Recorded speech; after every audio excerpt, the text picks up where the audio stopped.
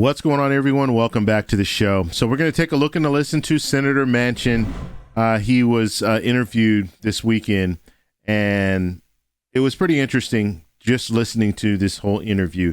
Now, I will play, I don't know if I'm going to play the whole thing or if I'm going to break it up because it's very, very long. It's about 15 minutes, but he does give us some valuable information. Okay, so we kind of knew how he felt.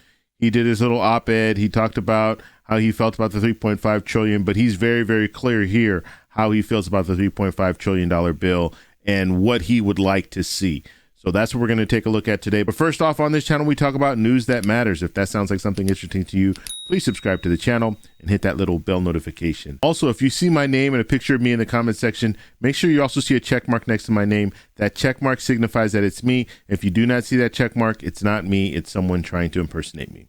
Okay, so I want to get right to this video because it is pretty lengthy. So here we go. And West Virginia Senator Joe Manchin joins me now. Senator, thank you so much for coming in. I appreciate it. So let's talk about the op-ed that you wrote. Yeah. You said you cannot support the $3.5 trillion bill until you get, quote, greater clarity on why that amount is necessary. Most of your colleagues have been trying to give you that clarity over the past couple of weeks since you wrote that. Your party leader, Chuck Schumer, says he's moving, quote, full speed ahead with this package. Will he have your vote? And that's fine. He can. He will not have my vote on 3.5, and Chuck knows that. And we've talked about this. So he's very clear there. 3.5 trillion, it's not going to work. He will not have Senator Manchin's vote if it's a $3.5 trillion bill. We've already put out $5.4 trillion, and we've tried to help Americans in every way we possibly can. And a lot of the help that we put out there is still there, and it's going to run clear until next year. Okay, so in the comment section, let me know, do you think that the government has tried to do everything they can to help the American people? Let me know in the comments. 2022. What's the urgency? What's the urgency that we have? It's not the same urgency that we have with the American Rescue Plan. We got that out the door quickly. That was about $2 billion, $2 trillion. And on top of that, you know, all the things we've got with the CARES package, everything leading up to that. So we have done an awful lot, and there's still an awful lot of people that need help. But you have 11 million jobs that aren't filled right now. 8 million people are still unemployed. Something's not matching up. Don't you think we ought to hit the pause and find out the vulnerability that we have, Dana, right now? We don't know what happened with this COVID. It's awful coming back. Now, just because there are 11 million jobs available and there are 8 million people who are still unemployed, some of those people, that 8 million people that are unemployed, some of them aren't going back to work, or some of them are looking for different type of work, or they might be focused on a different trade or going to college and stuff like that. So some of these people are out of the job market. They're not going back to work. So just because you have 11 million jobs available and 8 million people who are still unemployed, that doesn't mean that those people are automatically going back to work. Like the way it is with the vengeance. We don't know about inflation. We know it's running rampant right now. I can tell you in West Virginia, inflation's running rampant. And on top of that, the challenges we're going to have, geopolitical challenges. Shouldn't we be prepared? So I want to ask you about a lot of that. But are you saying it's the price tag, it's the timeline, both? It's the urgency. Do we have the urgency to do what they're wanting to do in such a quick period of time? But can you be specific? Okay, let's talk about the dollar sign. Yeah. Do you have a specific number in mind? Here's a number you should be getting to. First of all, I have agreed to get on to the reconciliation because that's the time for us to make financial adjustments and changes. I thought the 2017 tax code and tax law, the way it was changed, was very, very, very unfair, and it was weighted to the wealthy. So what's the number? And the bottom line is what the number would be what's going to be competitive in our tax code. I believe that the corporate rate should be at 25, not 21. But what's the overall number for the budget bill? I think that you're going to have to look at it and find out what you're able to do through a reasonable, responsible way. So then how do you know that it's not 3.5? It's going to be at 1, 1.5. We don't know where it's going to be. So Dana Bash does a really good job of countering him every time he's trying, because he's not giving a number. He doesn't want to give that number. And she keeps going back at him like, what's the number? What's the number? And obviously he doesn't want to give that 1.5 or eventually he does get to that. He will say that, but she really has to keep pushing him in order for him to bring that out. So you think ballpark 1.5? It's not going to be at 3.5, I can assure you. But with that, whatever it is, once you have a competitive tax code that you can compete globally, and then you should look at what the need is. What's the urgency and the need that we have? And I want to get to that, but just because this is the thing that people consume. Do you have a ceiling? My ceiling is this: the need of the American people, and for us to basically take in consideration inflation. No one's concerning about the debt. You know, our debt as of Friday was $28.75 trillion. And we're not even talking about that. No one's talking about that. You just said 1.5. It sounds like 1.5 I'm just saying trillion that is your basically, number. well, I've looked at the numbers. He will not get to the number. He will not get to it. If we have a competitive tax code from a non-competitive, it doesn't help the working person that was done in 2017, that's in the 1.5 range, okay? If that's where it is, shouldn't you be looking at what does it take now to meet the urgent needs that we haven't already met? Okay, so let's talk about how this would be paid for. The White House Chief of Staff, Ron Klain, told me on this show last week that you are, quote, very persuadable on this budget bill because he says it will be paid for. It won't add to the debt. It won't add to inflation. Well, if you're paying for it with inflated numbers from the standpoint, is the tax code, the numbers that they're wanting to pay for it, and the tax changes they want to make, is that competitive? Does it keep us competitive or not? I believe there's some changes made that does not keep us competitive. Meaning don't increase taxes on corporations? No, I want to increase taxes on corporations. I've spoken to corporations. So what specifically are you saying? I want the wealthy to play their fair share. But if you're up higher to the point to where you are that can be competitive globally, then it's going to be counterproductive. Everyone's looking at this in a whole complete different way than I think maybe I am or other people, where the people are just keeping quiet. The bottom line is, do we have the urgency to spend another $3.5 trillion right now? The most urgent thing that we have to do is get the bipartisan infrastructure bill that's gone left unattended for over 30 years, deferred maintenance throughout every part of our nation. That's the one. The president went out and campaigned on that. That's his bill. We worked it in a bipartisan way, got 19 Republicans to vote for it. That's the bill that should go out immediately. Okay, and you have another side of this negotiation and some of your fellow Democrats, which I want to get to in a second, but let's just stay on what they call here in Washington the pay-fors, how your fellow Democrats want to pay for this. They're looking at increasing the corporate tax rate, closing existing loopholes, raising taxes on wealthy Americans, trying to get money back from, get the IRS to get money back. I agree with all of that. I agree with all of that. And they say they can add that up to 3.5 and there will be not a dollar. This is what they're saying. I understand, but we just added to the debt. Just disagree. You just don't believe them? No, I don't believe them. I'm just saying that those rates are not going to be competitive to find out the money. Here's the difference. They're looking for $3.5 trillion. I'm looking for a competitive tax rate. Okay? I want to make the adjustments and changes. They're looking for basically. What does competitive tax rate mean? Can you globally competitive? Then you have to be globally competitive. Right, you can't be. But can you explain? First of all, you can't be at 39% as far as capital gains. I said 28 all in. Okay, you can't be at 28 or 30 or more with corporate net. I've said 25 all in, and I think that every corporation should pay a minimum of 15%. They should all pay something. I believe in that. But the bottom line is, the need that we have, you understand they put no restrictions whatsoever or qualifications on any of this as means testing of the need of the people, the means testing. How many people have you had talk to you that said, they're sending me checks, I don't know why? We've all heard that. Okay, I want to get to some of the specifics. Okay, so that's one of the things that I don't like that politicians say, and then people say in general, well, there are some people that are getting checks that they shouldn't be getting them, so we should just scrap the whole program and not let anyone get checks. I mean, yes, there are going to be mistakes made. Obviously, we know that. But that doesn't give you a reason to say, well, the program is bad because it's giving out some checks to people who shouldn't get them. What is that? It could be maybe 1% of the people out of 100%. You have 1% of the people who are getting checks that shouldn't get them. So we're gonna scrap the whole program, or we're gonna pause that whole program and not allow all these other people to receive their checks because this 1% of people who shouldn't have got checks receive checks. It's ridiculous. Specifics in this in a second, but you just said that you want to get the infrastructure bill that you helped to negotiate, a bipartisan infrastructure bill. It passed the Senate.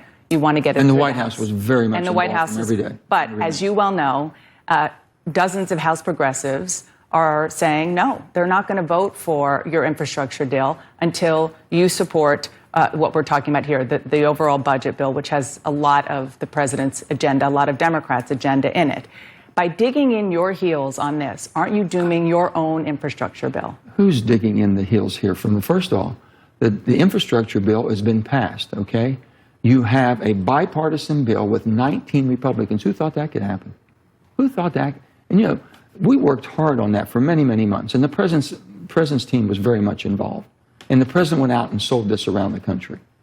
Why would you basically let the perfect be the enemy of the good? You have a bill right now. I'm not saying we're not going to get to a reconciliation bill whenever. But they have leverage. The urgency now. I guess they have leverage. Go home and tell. Just like you have leverage. They're using their leverage, the House progressives, just like you are. That's fine. And if they can go home and tell people that, hey, I don't care about the roads and bridges, you don't need it. I don't care about internet service, you don't need that. I don't care about fixing water and sewer lines. I don't care about the hard infrastructure that's deferred for the last 30 years. I don't care about any of that. I can't go home and say that in West Virginia. We need all of that. But can he go home and say that West Virginians, you don't need the human infrastructure? So the argument that he's making, it can go both ways, because there's a lot in that human infrastructure bill that will help the American people. So the question is, can you go home and say that to West Virginia? We're not going to give you any of these different programs that are in this human infrastructure. Worst bridges in the country. Do you take this threat seriously by the progressives? They'll have to do what they have to do. I'm not involved with the House and the House rules or any of that. Okay, they're going to do what they think is best. And if they play politics with the needs of America, I can tell you, America will recoil. And they say you're playing politics. I don't think so. But the bottom line is, if it's such he's playing politics, good politics, and they think 3.5 trillion, why are they rushing it now? Why don't they use that for political? All right, let's talk about what's in. Campaign trail and say, elect for me, and we'll spend 3.5. Let's talk about some of the specifics, because I want to get to the substance of what we're talking about here, because I don't think that gets enough attention.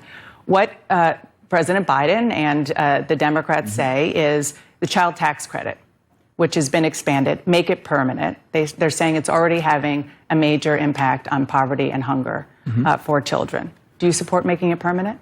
Well, I support child tax credits. I sure am trying to help the children. But the expansion let's talk about this before you start saying, is it going to be permanent, this and that? Yeah. Let's see how we're doing. Let's make sure that we're getting it to the right people. Let's make sure the people on poverty. I can tell you, people that are working and working poor, making every effort they can to get ahead in life, that's in that 50,000 and below. I've got people that making combined 200 and 300 and more up to 400 saying they're getting checks.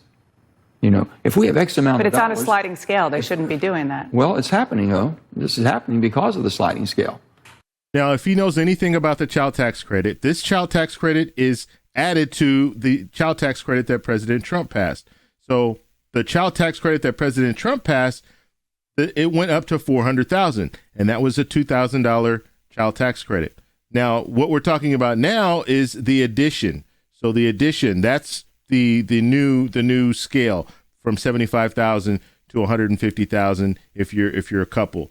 So that's, yes, if you are receiving, if you're a family and you make 400,000, you still qualify for that $2,000 child tax credit, and you would have qualified for that years back, ever since 2017. So here he's not being clear on how he's explaining this. There were two child tax credits, and the second one was just an addition to the one that was already in place. The only difference now is that you're receiving these monthly checks. Before, you weren't receiving monthly checks.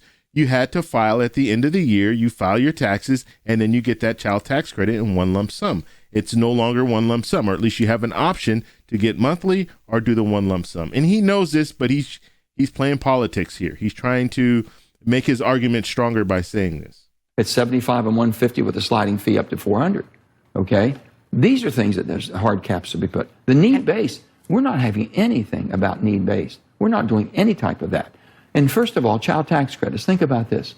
If it's child tax credit, you want to help the children and the parents that are basically providing for those children. There's no work requirements whatsoever. There's no education requirements whatsoever for better skill sets. Don't you think if we're going to help the children that the people should make some effort? So let's talk about universal pre-K.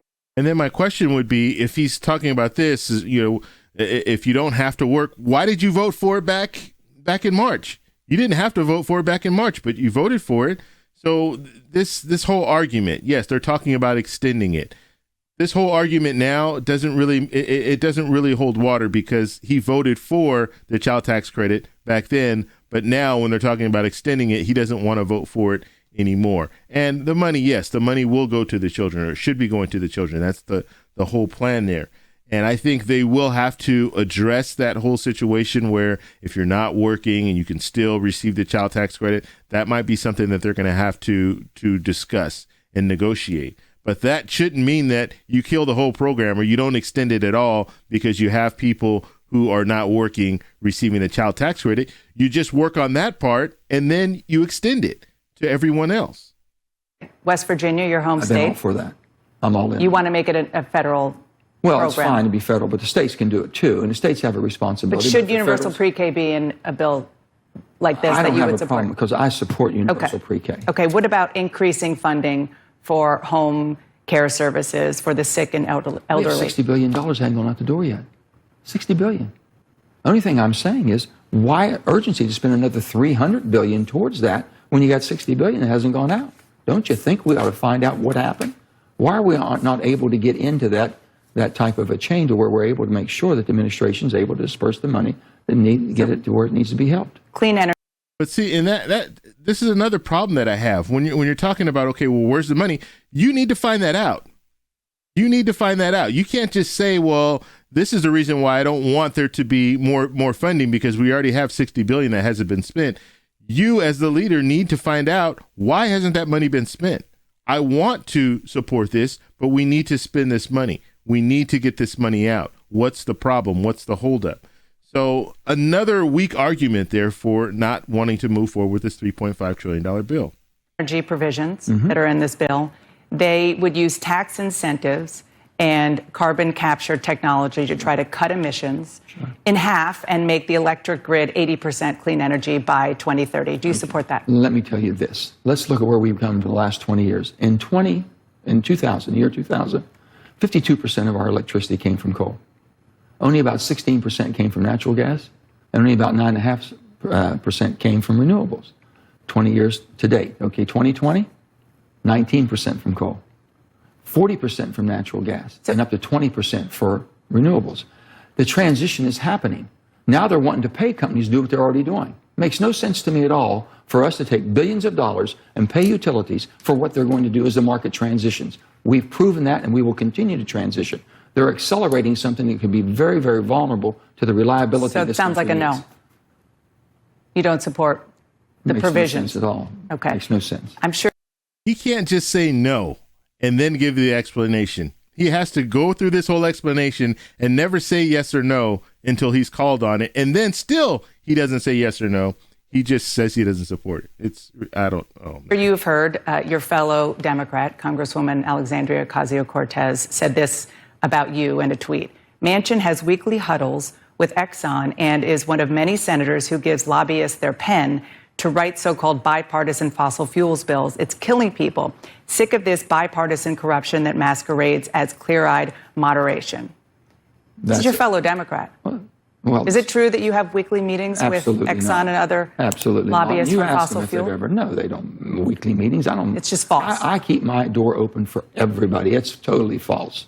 And those type of superlatives, it's just awful. Continue to divide. I don't know the young lady that well. I really don't. I've met her one time, I think, between sets here, but that's it. So we have not had any conversations. She's just speculating and saying things because she wants to. She's not the only one. I'm sure you've heard. There are a number of your fellow Democrats who say that you're opposed to this because you're bought and paid for by corporate donors. I'm opposed to it because it makes no sense at all. I just gave you the facts. I've said this. You're entitled to your own facts. I mean, your own opinions. You're just not. He was right the first time. You're entitled to your own facts, and he's putting out the facts that he believes. Entitled to create your own facts to support him, and that's exactly what they're doing. The facts I've given you is the transition's happening.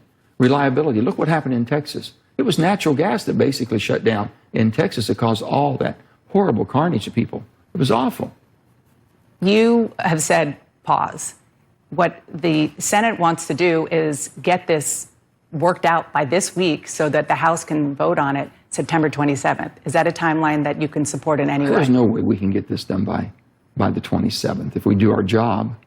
There's so much differences that we have here, and there's so much apart from us where we are as far as I'm giving you different things. I've been talking. I'm working with people. I'm willing to talk to people. It makes no sense at all. Okay, so they go to talk about voter rights. So I'm going to go ahead and stop it there because this has been a very long video. And I do want to talk about that last thing that he was saying there. There's no way that they're going to be able to get it done by September 27th. And this is pretty sad because we've seen Congress been on recess pretty much all of August and some of September.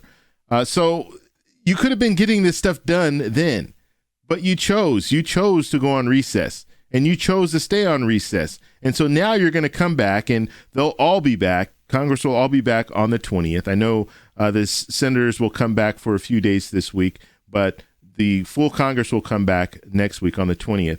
So they've been wasting all this time pretty much, not negotiating. Now, I know there's been some committee hearings and things like that, but when it comes to as a whole, they have not come back together. And now you have Senator Manchin saying, oh, there's no way that we're going to get this done before September 27th. We have to discuss things. Well, you should have been discussing those things all this time. You shouldn't have been on recess, because this is important for the American people, the first infrastructure bill as well as the second infrastructure bill. And so if you're really serious about helping the people, and if you're really serious about that first infrastructure bill, then you should also be equally serious about the second infrastructure bill. Because just like you want to prioritize that first infrastructure bill, guess what? You have progressive Democrats, they want to prioritize that second infrastructure bill. And if we can't get the negotiating to happen, if you can't agree on the first and second, nothing's going to happen. No one will get anything. And so that's what we're looking at right now. So I wanted to play this, and I wanted to play the majority of the clip because I wanted you to see kind of his reasoning. And I think his reasoning at this point is very, very weak. He's not giving any strong facts, like he was talking about having the facts. The reality is he didn't have facts for stuff. He was just putting stuff out there. And he was just saying, well, because we haven't spent the $60 billion, I'm not going to support spending more money. Why haven't we spent the $60 billion? You don't have any facts. Why hasn't that money been spent? You need to find that out. And he's just using excuses not to move forward with the $3.5 trillion bill. Also, when you're talking about that top line number, when he's saying, well, yeah, the corporate tax rate, we can raise it to 25%. Okay, if you raise it to 25%, how much revenue can you get out of that 25%?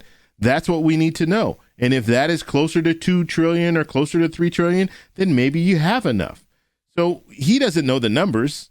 He's just saying where he would go. He's not giving that top line number. He doesn't want to talk about, is it going to be 1 trillion or 1.5 trillion? So as far as facts go, he was giving us no facts. He was just trying to find the little weak points and saying, well, yeah, we can't do it because of this or because of this little thing, or people are getting checks that shouldn't be getting checks. So we're going to go ahead and I'm not going to support spending more money because you have 1% of the people getting checks when they shouldn't be getting checks. I mean, it's really a weak argument. I just wanted to show you that clip. Now, I will be showing a clip of Senator Bernie Sanders. He was also on the show over the weekend, and so he's going to talk a little bit about his opinion when it comes to the $3.5 trillion bill. Now, this week will be a very busy week because you are going to have some senators coming back. You have the committee hearings going on right now. So they are doing the markups. So we might hear some different proposals coming out. So you want to stay tuned to that, subscribe to the channel, hit that little bell notification. That way, when I put a video out, you'll know that the video is out. So that's all I have for you guys. Hit the like button, and I'll talk to you in the next one. Bye.